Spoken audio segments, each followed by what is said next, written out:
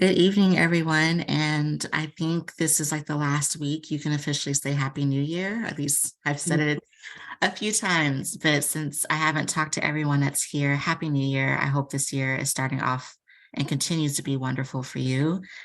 Thank you for joining us for our HIV is Not a Crime 5 Scholarship Informational Webinar. We'll get into some housekeeping and some other information. Next slide.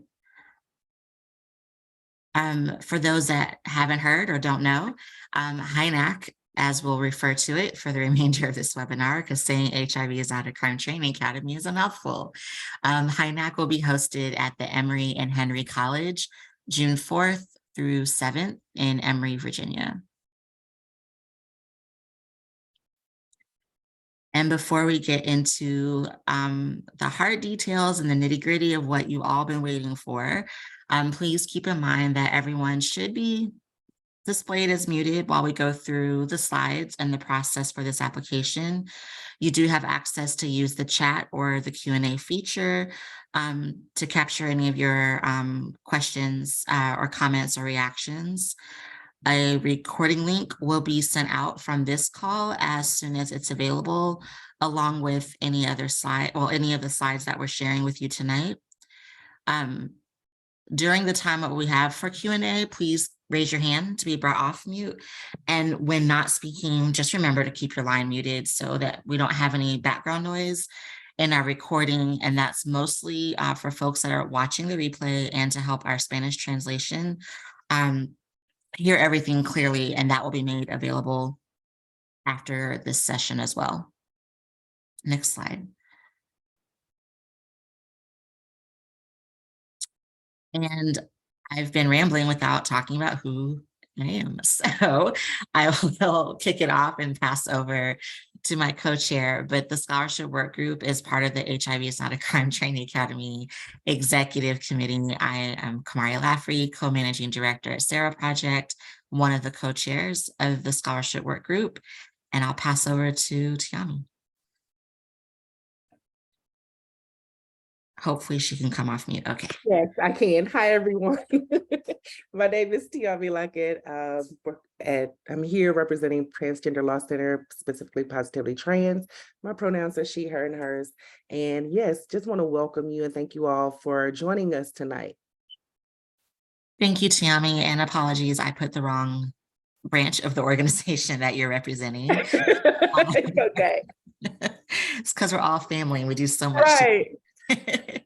I will also, yeah, thank you. And I'll let other folks know as well. Our HINAC EC is made up of our 5 partner organizations, which consists of SARO, Positively Trans, Positive Women's Network, the U.S. People Living with HIV Caucus, and Thrive SS.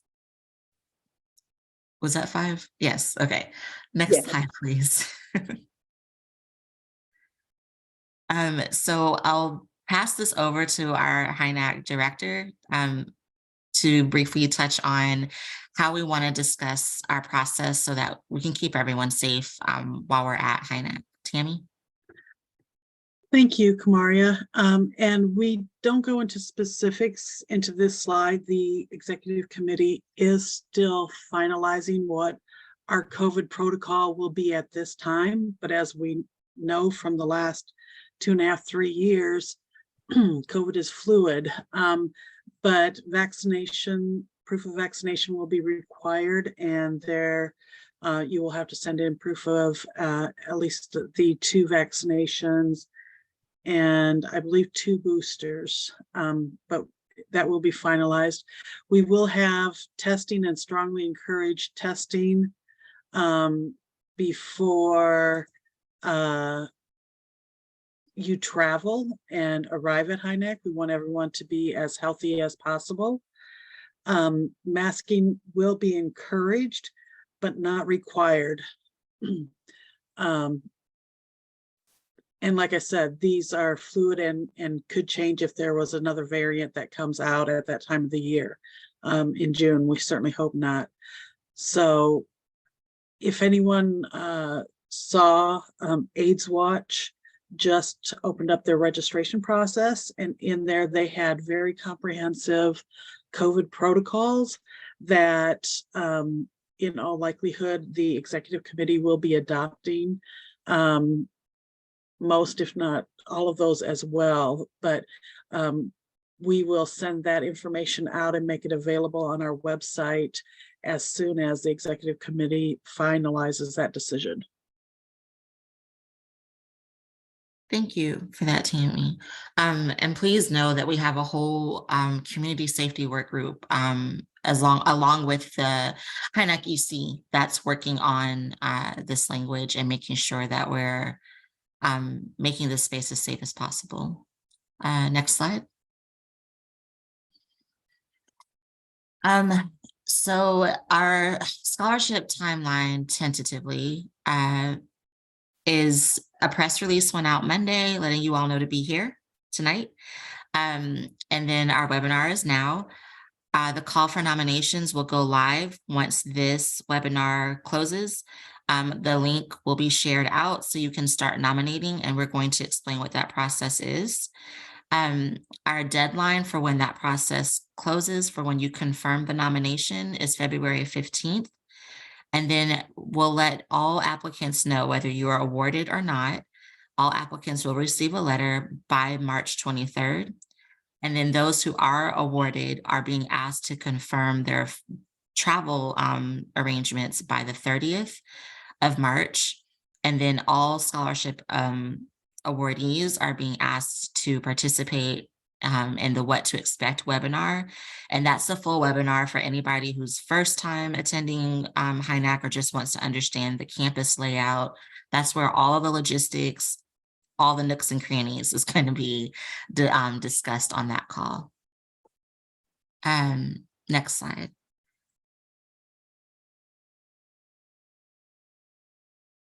So now we're gonna go into our nominator form overview. So this is step one of the process.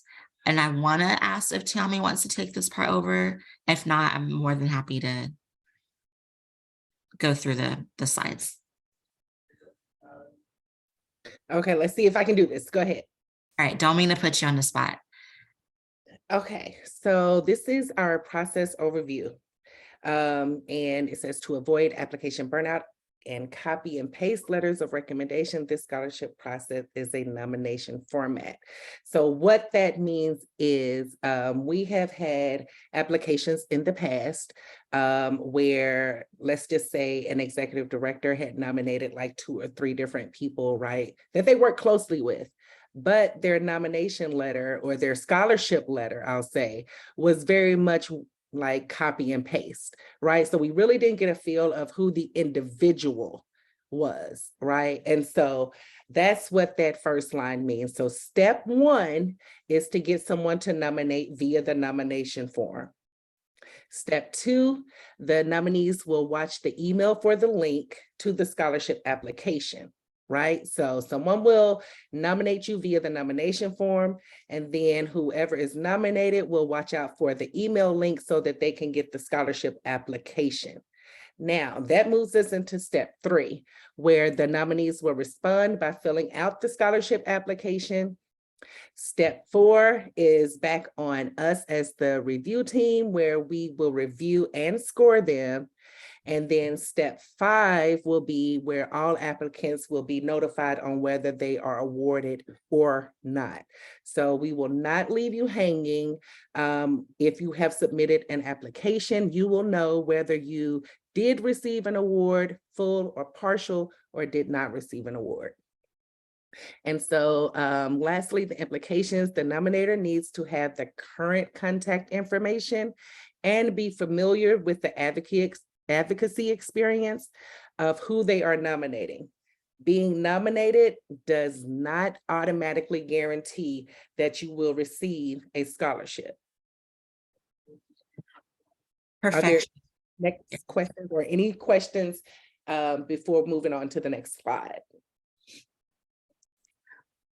Well, we're going to be, thank you so much, Tiommi. We're going to be kind of repetitive on a lot of this and hold questions for the end. I see a few are popping in about clarification on COVID. So we're flagging, Tiommi, thank you for flagging those questions. I also want to just explain, like, Tiommi, thank you for explaining like why we're even doing the process this way, because we're really trying to avoid not just burnout from application, people filling them out, but also burnout for reviewers of having to wait for recommendation letters to come in. So we're just taking care of recommendations off top. So the how many nominations do you need? Each advocate can be nominated one time. Each nominator can select up to 3 people. And so I'll say that again, probably on a later slide. It might be on the next slide for all I know. I'm the one that made them, but I don't remember. Next slide, Tiommi. Yeah, so, oh, sorry, Tiommi, you can go ahead and do this. Okay, so part 1, the nominator overview. So like I said, we are asking that in your role as a nominator that the following guidelines be a part of your decision. This is not a self-nomination process. So for you to be completing this form, you must be nominating another individual to be considered. This is a 2-part process, one for the nominator and one for the person being nominated. And to recap, like from the last slide, that 2-part process includes like the nominator doing the nomination form, and then the person that was nominated actually waiting for the application link to fill out the form, okay? And then once that is done, then that moves everything back into the court of the reviewers. Yes, perfect. Next slide. And you just said this, so you may nominate up to 3 different advocates. Any nominations received after the 3rd individual will not be considered. If there needs to be an edit to an original nomination, you must either contact Tiommi or Kamaria to make that change, okay? So again, if something happens and you need to replace one of the 3 that you've already nominated, then the only way that that can happen is through Tiommi or through Kamaria. Because if you try to do it yourself, because you've talked to this person, then they will not be considered. They won't even have the opportunity to get the application, the scholarship application link. So this is not to limit who applies or attends, but to prevent one individual from being asked to nominate multiple folks and being overwhelmed, right? And so each advocate can only be nominated once, and your chances to receive a scholarship do not increase just because more than one person nominates you. And yeah, that's probably something that we're going to run into again, is more than one person being nominated, because like Kamaria said, we are all a family. We do this work. We know each other's caliber of work. And so we're just excited to nominate other people. And that's a beautiful part. Like, we want to uplift one another, but we also don't want to burn each other out. So we're trying to make this as concise and easy as possible. And I think someone dropped in the chat, do you know how many letters I've been asked to write? So really, I've been in that space too, of like 10 people asked me, and I don't mind doing it. But then like you run into the mistake of like copy paste, or I've even gotten letters in the past of they were copied from a whole nother conference. So it was like USCHA or AIDS Watch or something. And I'm like, wait, that's not even, are you sure you want to go to this conference? Because that letter is not about that. So yeah, I'll go on to the next slide. And we'll recap some of these things with questions I'm seeing in the chat. And Tiommi? Okay, also considerations for the nominator. Priority consideration will be given to people living with HIV. We are an HIV organization, okay? People who have not previously attended HINAC 1 through 4. We know that there are going to be people who we will see, and we love seeing you, but we want to give priority to people, to the newer advocates, the up and coming leaders, as well as the transgender communities, survivors of HIV criminalization, and advocates from the southern states, because yeah, we have a really hard time of trying to get the laws to catch up with the science here, right?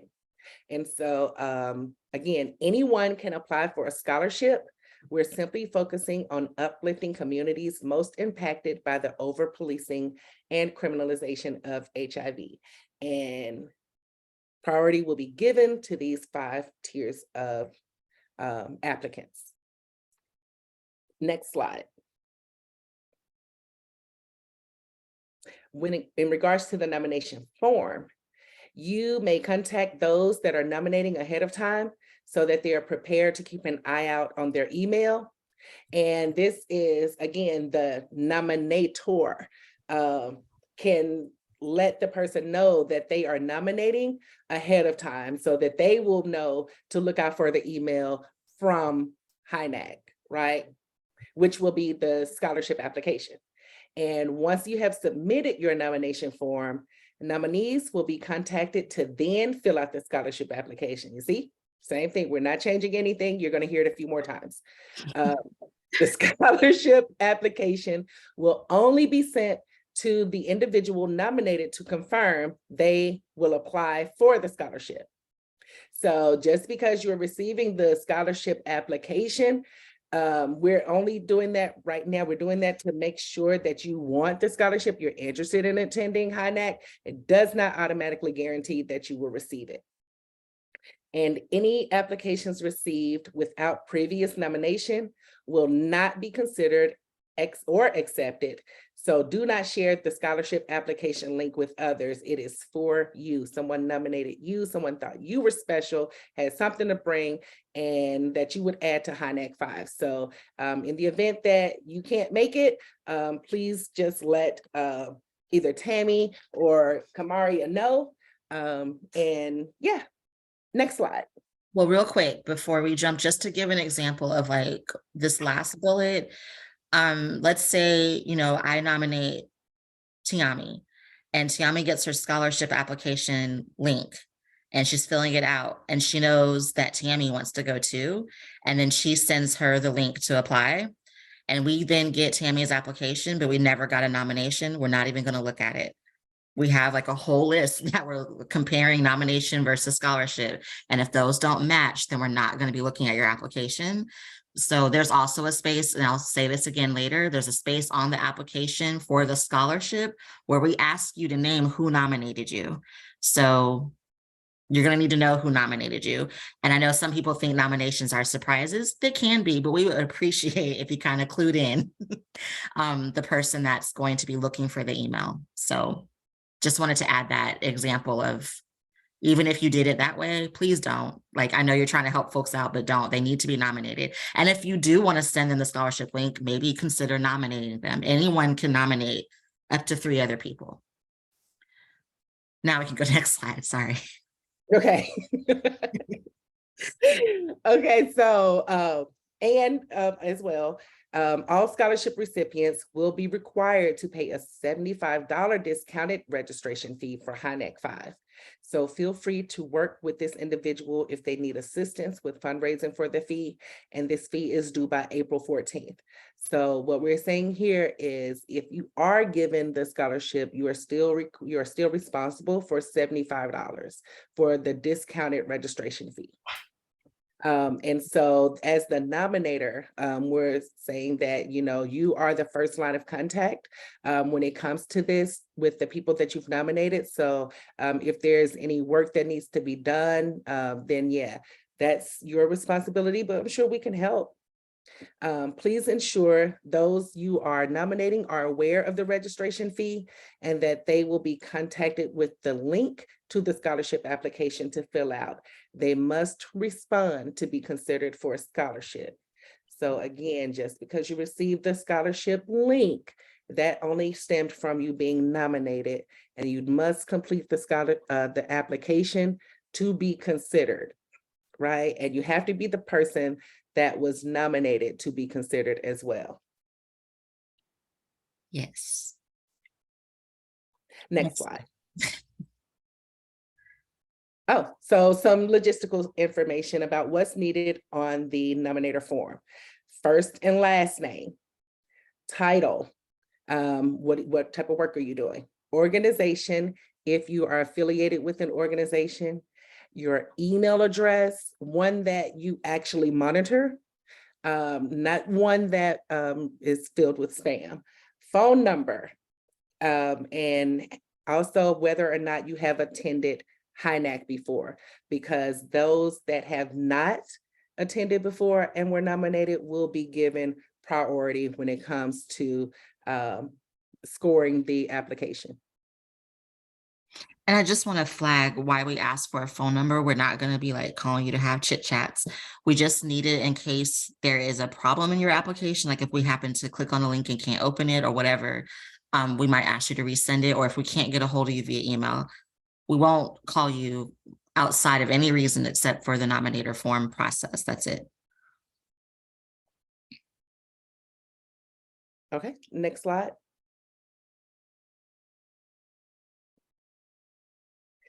More of what information is needed.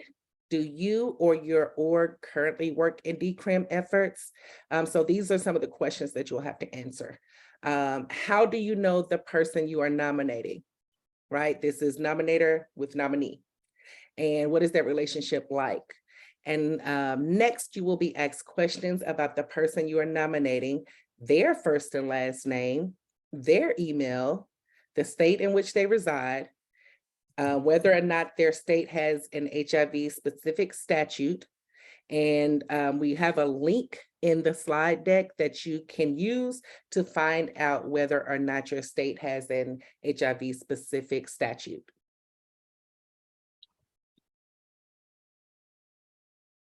Next slide, yes. Okay, more of what will be on the nominator form. You'll be asked to please give a brief overview of your nominee's advocacy experience, whether they're a super rock star at your organization and community, whether they're just coming out. Don't feel like you have to fudge anything on the application, because before I got to this point, guess what? I didn't know anything about HIV is not a crime. So someone nominated me. And I am a living testament to where you can go after joining HIV is not a crime. So don't feel like you have to hype up or make anyone feel like more than they've done more than what they've actually done, because that does not matter. Remember, we're going to give priority to people who have never attended HINAC. So if their experience is anything like mine, they didn't know anything about HIV being a crime if they were just like trying to simply live. You're going to be asked, why should they be selected to receive a scholarship to attend HINAC5 in your own words? What can you do to assist the person you are nominating to work with them in effectively utilizing lessons learned from their experience after attending HINAC5? So basically you're answering like the work that could possibly be done in your community, in your region after attending HINAC5. How can you help that person to continue on with their work once they leave HINAC5? And then that's it. Hit submit and your job is done. Yes, that's the completion of part one for the nominator form. Yeah, you can go to the next slide. I'm about to kick into the scholarship form part or application. So now we're going to go over the scholarship application, and I'll take these, Tiommi, because a lot of it's repetitive and you've already said a few things a few times because I just okay, go ahead, take it away. Driving home the point in the slides. Next slide. So this is part two. So now you've been nominated and you have the email or whatever open in front of you, the application. So a couple things to keep in mind. Just repeating what's been said earlier, those that were selected or are selected for scholarships from this process, once you get your awardee letter, you will be required to attend the What to Expect webinar on April 10th. The registration link and all of that jazz will come later. And this space will be discussing your registration fee, if there's any questions still about that, logistics of the campus, travel, dining, and answer any questions that you may have. There is, again, the required discounted registration fee of $75 for scholarship recipients. Please keep this in mind as you apply. So once you're nominated and your nominator, let's say they told you and you forgot, just keep it in mind when you see it, as it's not a shock. And if you need fundraising support, either work with the person who nominated you or reach out to other advocates that you know have received the scholarship. And just a reminder, this is not a self-nomination process. For you to be looking at that form and completing it, you had to have been nominated by another individual to be considered. Next slide.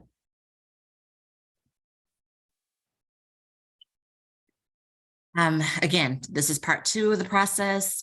You should only be filling this out if you've been nominated, and the link should not have been shared to you. You should have received an email from a member of the HIV is Not a Crime Executive Committee, which will more likely be myself, Tiommi, and or Tammy sending you that email. So as a nominee, the priority populations or considerations that we're looking at are people living with HIV, people who've never attended HINAC 1 through 4, that does include the virtual component, folks from transgender communities, survivors of HIV criminalization. Doesn't mean you had to be in prison, just means if you've experienced some form of criminalization. There's a question that's not a bullet point on the form that makes more sense. And advocates from Southern states, because we are prioritizing those that are most impacted by HIV and HIV criminalization. Next slide. So it's important throughout this application that you take your time and read all the instructions carefully and really put thought into the questions that are asking you to describe something specifically. If you have questions through the process, you can email conference@seroproject.com. And again, for you to be filling out this application, you had to have been nominated. So if someone sends you a link that is not from the HIV is Not a Crime EC, maybe bounce it back to him and be like, hey, can you nominate me instead, so I can go about the process the right way. But the whole process needs to be done by the deadline of February 15th. And any applications received by someone that wasn't submitted through nomination process or applications that are not complete will not be considered. Yeah, sorry, Chris, it's really repetitive because it's a new process. So I just want to be clear. Next slide. So here's new information. You have an option to pick from 3 different levels of scholarship. Please be mindful of which level you're considering and what you actually have a need for. So we have level 1, which is a registration scholarship only. That's just the discounted registration fee of $75, which does include dining for your lunch and dinner. Being clear about that is that if it does not, this one does not cover your lodging, which means wherever you're staying will either provide breakfast or you will receive breakfast from another location. And that's not a part of your registration fee. So level 1 only covers the discounted fee of $75, which you will pay, and your lunch and dinner once you're on campus. Level 2 is a registration and lodging scholarship, which gives you your discounted registration fee of $75 and includes all your meals because you'll be staying on campus, and includes your lodging. And then the final level, level 3, is a full scholarship of the $75 registration fee, all dining, lodging, and the most cost-effective transportation. Next slide. So if you are awarded the full scholarship, which does include transportation, that's a level 3 scholarship, it will cover the most cost-effective transportation for you, which might be by shared rides, bus, train, or a flight. And we'll talk more about what the flight situation is going to look like in just a moment. Your scholarship will not cover checked baggage. This will need to be your responsibility. It will not cover transportation to and from your home or parking at the airport, any fees you may incur at a train or a bus station, and it will not cover food or incidentals incurred while traveling. So if you're grabbing coffee or you're grabbing lunch while you're flying in or driving in, we cannot cover that or reimburse you for it. Next slide.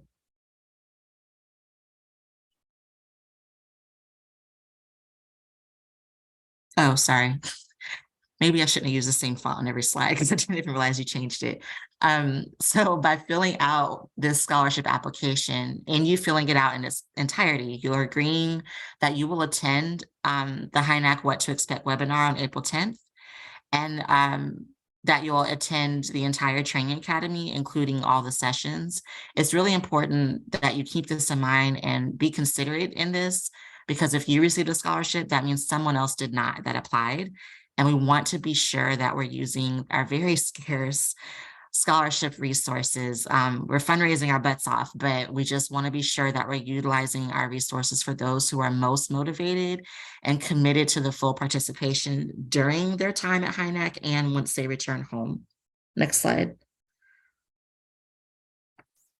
And so most of the information that's being asked in the beginning is the same as the nominator. We're asking for your demographics of your name, address, a valid email address that you're using. Tiommi, thank you so much for saying not the email that all your shopping web links and receipts go to, but the email that you actually check on a regular basis.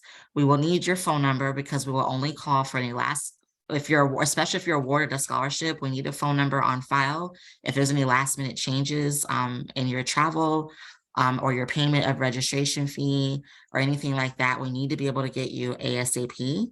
We'll ask if you're affiliated with any organization. That is not required. We're just asking. And also, what type of organization are you employed by? Also not required. We're looking for opportunities for partnerships and collaborations once you return home. We'll also ask if you participated in this webinar or if you happen to view the recording. And we'll ask for some basic demographic information around your HIV status, gender identity, pronouns, sexual orientation, your age range, and your race. Next slide. And then we'll be asking if there's any key populations that you self-identify with. There'll be a list, and then I think there's a space for other in case we don't cover one, or if more than one applies to you, check them all off. We'll also be asking for emergency contact info in case anything happens and we need to get a hold of someone because, I don't want to say it out loud, but in case we need to get a hold of someone, we need to know who that next person is to contact that you trust. We'll be asking for your language access needs once you're on campus, or any mobility access needs. I will flag that we cannot guarantee that we can accommodate every individual person's needs, but we want to be mindful of how we can be supportive and helpful for your full participation in HINAC. Some miscellaneous questions we'll be asking are any concerns that you might have about your time there, anything that you want planning organizers to consider or keep in mind. Also cannot accommodate or respond fully to any concerns that get raised, but we do take note of them to help us plan for a better HINAC.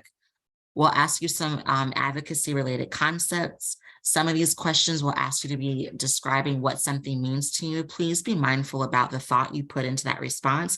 Even if it feels repetitive or redundant of something that you work in every day, we really want to know like where folks are coming from in their advocacy. We'll also ask if you've been personally charged under a HIV specific law. You can opt out of that question. It's just something that will help us also gather information on who's going to be in the rooms. We'll ask if you've attended a previous HINAC, not required, just want to know who our first timers are, who's never been there before. And one thing that is required that we do absolutely need to know is we need to know who nominated you. If you don't know, that would be a time to pause and maybe reach out to a couple folks before you hit submit.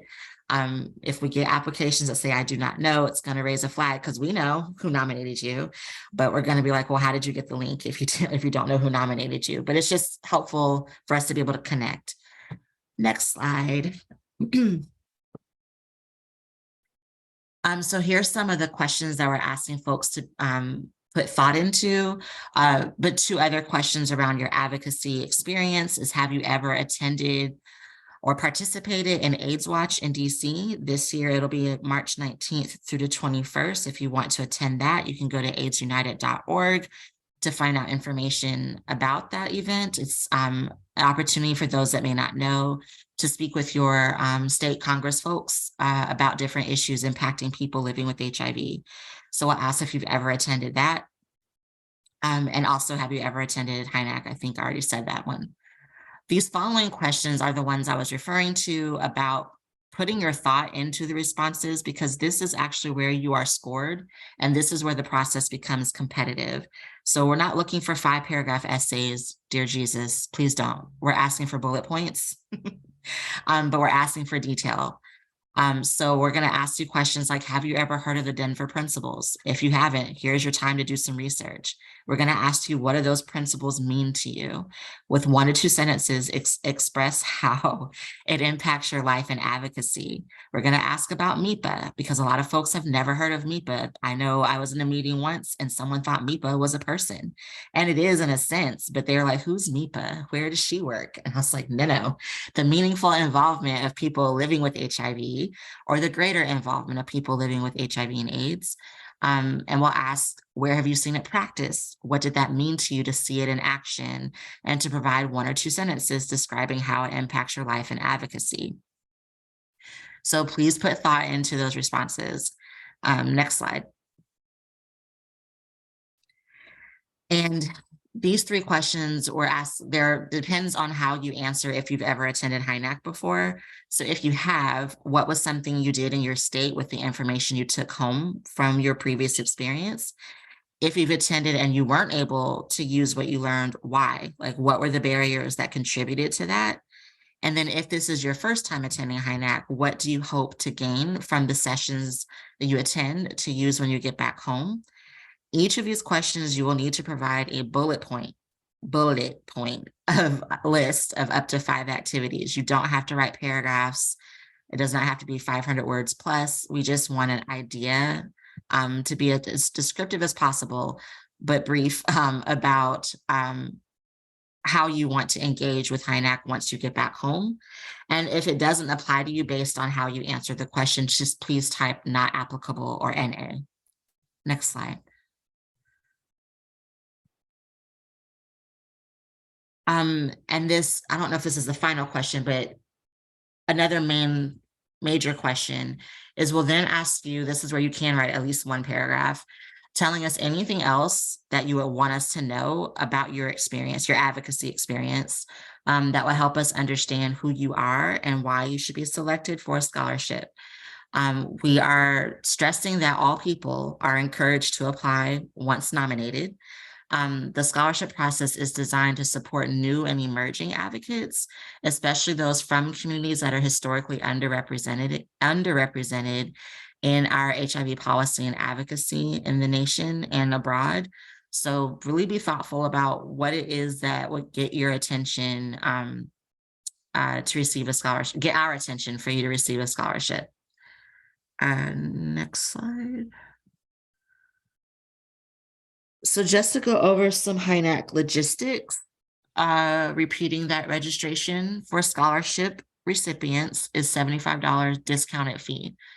And anybody who tries to register for the full registration, you'll see how much of a discount this is. It does include, in addition to which level scholarship you get, it does include your training materials and your meals based on the scholarship level. Your meals will be your Sunday arrival dinner. If you get a full scholarship, your Monday, Tuesday, all meals. Wednesday, you'll get a continental light breakfast and then a boxed lunch. We usually box our meals on the last day to accommodate those traveling perhaps sooner than the day actually adjourns. I will stress that per campus guidelines, as well as HINAC guidelines, due to criminalization and folks that may be subject to probation or sex offender registry, no one under 18 is permitted to attend HINAC5. No one under 18 is permitted to be on campus. So if you are a person who is usually traveling with your child, or your child is like a caregiver with you when they travel, unfortunately, they will not be able to stay on campus or attend any of the sessions at HINAC. Next slide. There is a section in logistics that will ask you to indicate what you consider the most cost-effective transportation option is for you to get to and from Emory, Virginia. So it's a little tiny bit different than normally just flying into a city. Our conference is being hosted in Emory, Virginia, but the nearest airport is approximately 42 miles from Emory, and it's the Tri-Cities Regional Airport located in Blounteville, Tennessee. And it is a teeny tiny airport. There is, I think, 5 or 6 gates. and there's one security line. So please keep that in mind as you're arriving in. Please keep how small the airport is in mind. And we will have shuttles arranged to get people back and forth from the airport to Emory. We'll have schedules mapped out based on how folks have registered and what schedule their flight or travel arrangements are in.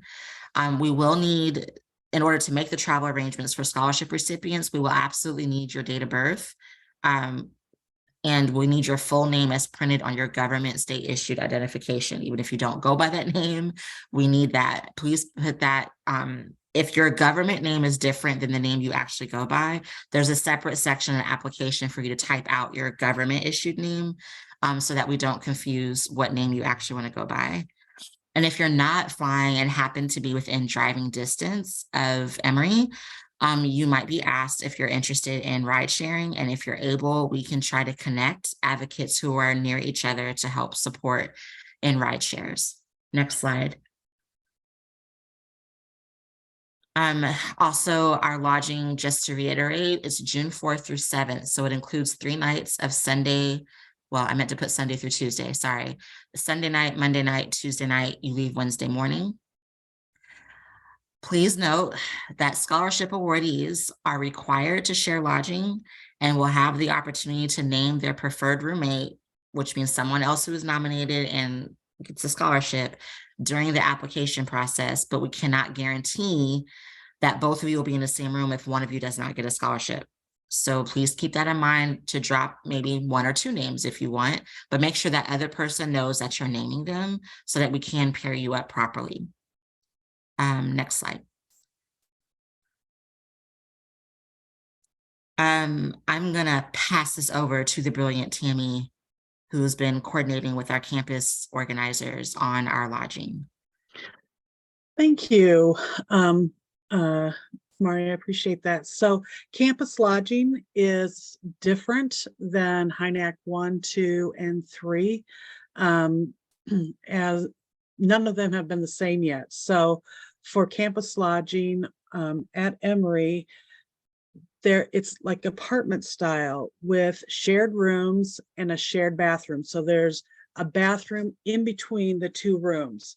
So for the dorms, and then there's also, so we'll have dorm rooms, and then Emory is a little different. They also have what are little houses, or that are suites that they call them. But the layout is the same for the dorms and the suites. There's the 2 people who will share a room, and the 2 rooms will share a bathroom. So a total of 4 people will be sharing a bathroom with double occupancy. This is a big difference for those apartment suites or the little houses. They do have 1 flight of stairs that you would have to carry your luggage, and you'd have to go up and down every day. So if you have any mobility restrictions, please indicate that on your application. And because we'll put you in the dorm where they have elevators, so you don't have to worry about trying to lug up your suitcase up a flight of stairs. Also, please note, there are some wheelchair accessible rooms, but they are limited. So please indicate that on your application as well. Then we are also asking if you have any food restrictions. Please indicate that. However, we did do a site visit, and they have vegan and gluten-free options available. So I think everyone will be able to find something that fits and meets their food restrictions. Thank you, Tiommi. So just wanted to leave this in here. This is, we don't have from the university a better one than this, but when we did the site visit, we did take a picture of this floor plan. So here on the right is the lower floor. They do come with little kitchenettes. There's even a washer and a dryer, public bathroom. Then there's like a living room and open space. And then there's the stairs that you have to go up to. And this is what I'm talking about, the 2 rooms. with the shared bathroom in, oops, sorry. That's what I get for getting excited and clicking. It'll be double occupancy with the shared bathroom in between the two rooms. And this is the same layout that is in the dorms as well.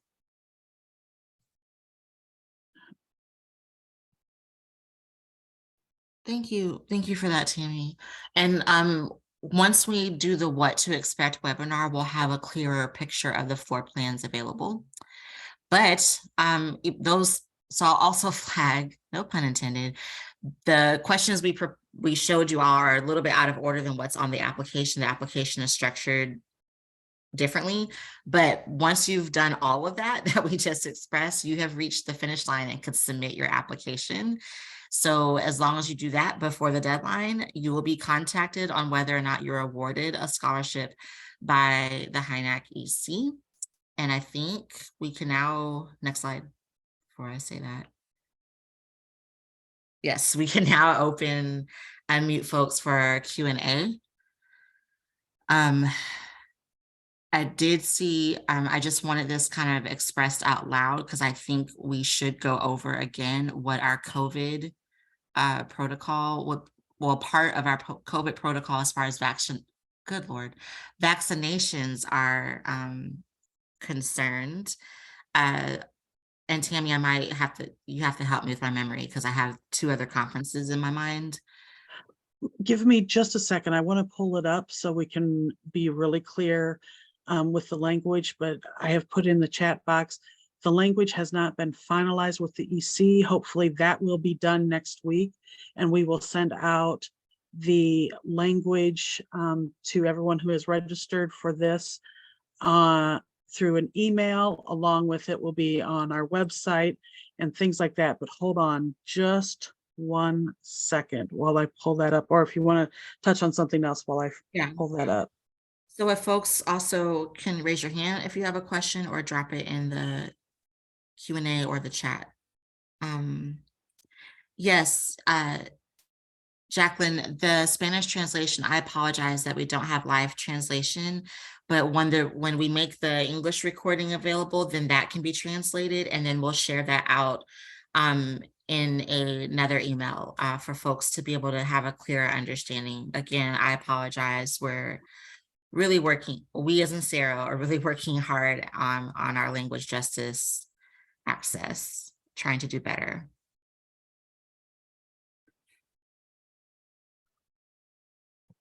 Sorry, too many Google groups, too many. All right, so don't judge me by the tabs. I started the year off with 0, and obviously I haven't kept to that for very long. So I am anticipating that the executive committee will adopt and adapt the COVID protocols that AIDS Watch just called for when they released their registration. So, well, this part highlighted in orange will be different. We will have people upload their vaccination card before they attend and before transportation is arranged for them if they have a scholarship. Masks are critical intervention in preventing COVID transmission. However, they don't provide complete protection, so they are going to be strongly encouraged, and we will have masks on hand for people who want them. And we ask that everyone be respectful for those who are wearing a mask, also for those who are not. Then these are expectations, just saying that you're aware of the existence of COVID-19 and that participation in any in-person meeting may cause injury or illness to myself or family, that you won't attend if you've experienced any symptoms. If you're sick, please do not come to HINAC. That is not the place to try to feel well, because it is, anyone who has attended knows that they are long days and you may get run down. And if you start by being run down, you may not have the most positive health outcomes. So if you are, plus we don't want to put anyone else at risk of catching so many of the different viruses of everything that are going around right now. So we will, like I said, be requiring proof of vaccination and boosters before you can attend HINAC. And if you receive a scholarship before you, before transportation would be arranged for you. There's a question, Tammy, about will tests be available on site for COVID? Yes, we will have COVID testing available. We will have some rooms available if somebody does test positive for COVID and they need to have isolation. We are going to try to do everything we can to keep everyone as safe as possible. However, we also know there will be over 300, well, hopefully around 300 people. And so there is that risk. But we will have masks and tests available.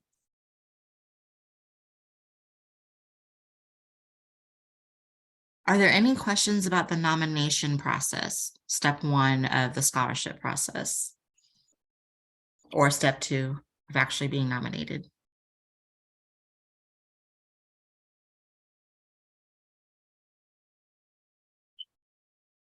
And I really hope this helps like alleviate burnout from folks who've been asked to do recommendation letters, as well as burnout for the applicant itself to not be stressed waiting for someone to submit the recommendation letter before the deadline, because we run into that in the past as well.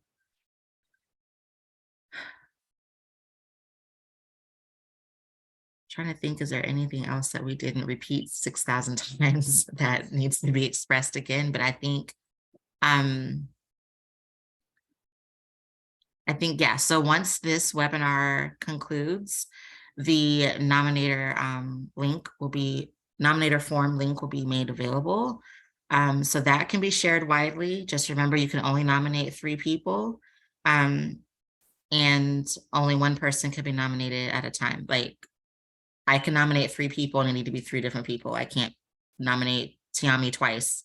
I mean, I can, it's just not gonna. Yeah, I could be nominated twice, you know. I can only get once, but hey, go for it. I just put up the dates here, thinking that that may be something that people would want to know as well. Yeah. So the process is kind of tight. It's a little bit over a month. So you have from now until February 15th for the whole process. So if you nominate somebody on February 14th, you need to let them know and remind them that they have until the next day at midnight. I have not said that. The process closes midnight Eastern, not midnight Pacific, because I'm not staying up to 3 o'clock in the morning. Midnight Eastern is when all applications need to be in. And then letters will go out to folks, whether they're awarded or not. I will also add, Tiommi, you're so funny. So for the chairs, we actually can't nominate anyone. It's kind of a conflict of interest. So I won't be nominating anyone. And if by chance a form comes in with one of our names on it, then we're going to know you're fitting. So, which is another reason why we're not going to be nominating anyone. So please do not approach us asking, because we can't. I believe Tana has her hand raised. Tana.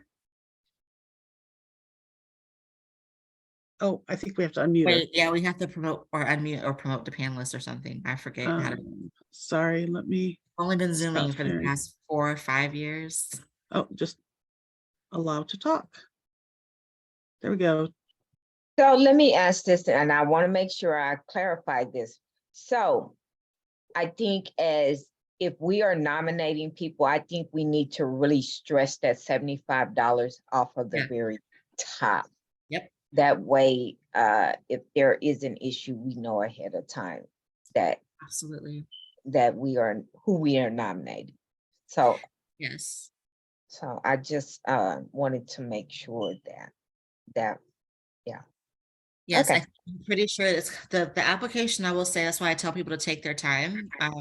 With it, there's not a save button. Once you start it, you just got to leave it open in one of your 5,000 tabs, like me and Tammy have. But if you get halfway through the process and realize, like, oh, I didn't tell the person I'm nominating at $75, you can pause. Just don't close that window, or you'll have to start over.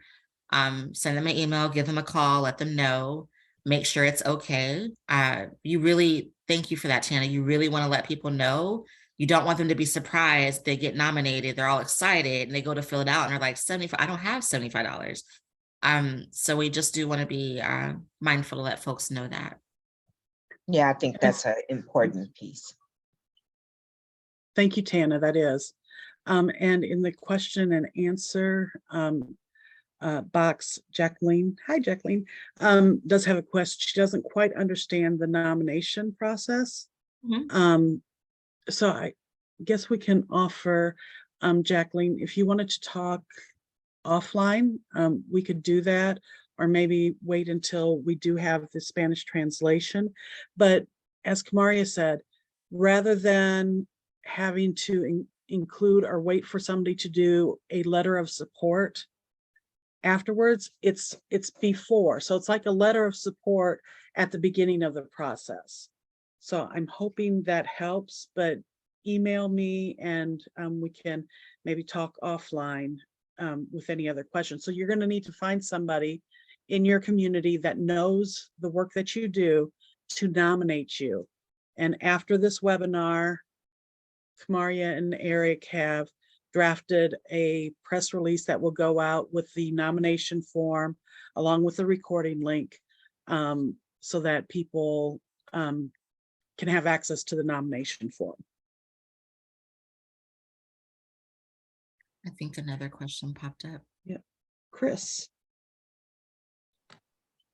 Did you unmute? So good Yeah. to see you both. Look at you.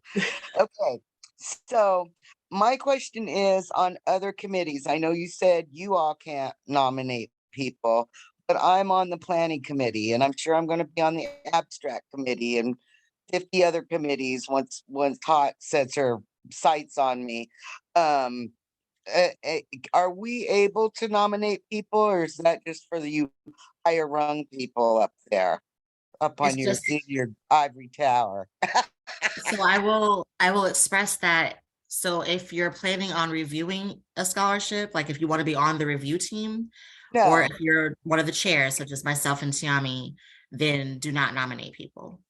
You could apply, right. if you're nominated, you can be Like right now I'm on nominated. the planning committee, and I'm sure I want to review abstracts. That's why I'm not going to put in for a presentation, because I like to read the abstracts. And so that being said, that's just what I wanted to know. If we are on other committees for HINAC, are we able to still nominate people? Yeah, you can nominate and be nominated. I thank you for your answer. You're very welcome. Put me back on mute. And somebody asked for the dates again, so I just put the slide back up. And then there's a question about what's the date. So your I don't remember how to map it out, but HINAC is June 4th through 7th. So upon receipt of being told that you're awarded for a scholarship, which would be March 23rd, whatever, is it 2 weeks before the date of where you're going to be, that your vaccination needs to be up to date, or is it 2 months? It's going to need to be like after that March 30th, because that's when Cindy will start securing transportation for scout. Oh, I'm sorry. What's the question, how I'm reading it is what, thank you, Eric. So it's the soonest, like, let's say someone needs to update their booster. How soon before they arrive at HINAC does it need to be up to date? And Eric's saying 2 weeks. It needs to be updated before Cindy will secure your transportation. Okay, so in our case, yeah, that's right. We can't book the travel. So that's why I was saying the week of March 23rd. So Yeah. any documentation you show that declares that you're updated on your vaccination or your booster needs to be dated before March 23rd. Yep. I think that was Mark that asked that question. I hope that made sense. Mars, sorry. Mars. March 16th would be the ideal date. Thank you, Eric. Okay, perfect.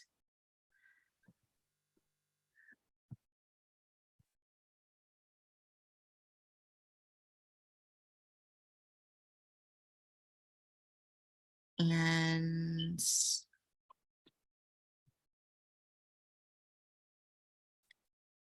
the $75 is due by April 10th. Once you're awarded the scholarship, we'll be giving you the information of how to make that payment. Excuse me. How to make that payment and provide a receipt. I think someone asked that earlier on in the call. We will be able to provide a confirmation that you did pay. And once again, with that, the $75 has to be paid before Cindy can make transportation arrangements for you. Sorry, I said April. I was looking at the wrong date. Yep. Well, I will say that Cindy and I talked, there's a little wiggle room on that payment date, but it still needs to be made. It needs to be, she can't finalize your travel until that payment is made, because your discounted fee, while it can't cover everything, it does help supplement the cost to make your travel and lodging arrangements. And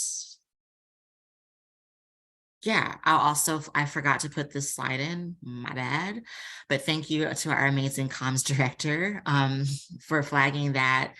Throughout sometime last year, each partner organization of HIV is Not a Crime has hosted a Road to HINAC webinar. So it's been on topics and issues that intersect with HIV criminalization. And one of our partners, the US People Living with HIV Caucus, will be hosting a update on, wow, I almost said it wrong, update on molecular HIV surveillance. And that webinar, the link to register for that is in the chat, but it's going to be on January 23rd at 6:30. You can go to our Facebook page, our listserv. We've been sharing that out so folks can get registered. And I think that, no, there's one more Road to HINAC that'll be hosted by Thrive SS. I forgot what theirs is going to be. I forgot their topic.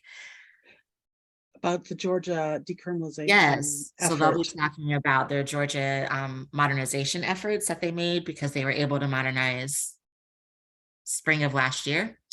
And their law went into effect June of last year. So they'll be highlighting their challenges, successes, and advice from that. And then the What to Expect webinar will happen on April 10th. And yes, all links to all things Sarah Project, all things HINAC can be found on our link tree, which Eric also has shared in the chat box. Tiommi, do you have any announcements from Positively Trans that need to be shared? Not at the moment. Brain is over and overload. Definitely resonate with that. I am shocked that I'm able to put sentences together. That's why I typed everything I set out on the slides, which is why I was repetitive. So thank you all for listening to that over and over again. If there aren't any other questions or concerns, I'll just remind folks that the slides that we shared here, the English version and a Spanish version that will be translated later, will be made available. Today's Wednesday, soon. I don't want to put in our translator in a tight timeline, but they'll be made available soon. If you have questions before then, please reach out to us and ask about that. And yeah, we can end the webinar here, right? Yeah, I think so. Yes. Okay. Thank you all. Thanks, Thank Kamaria and you. Tiommi. Great job. Thank you. You're welcome.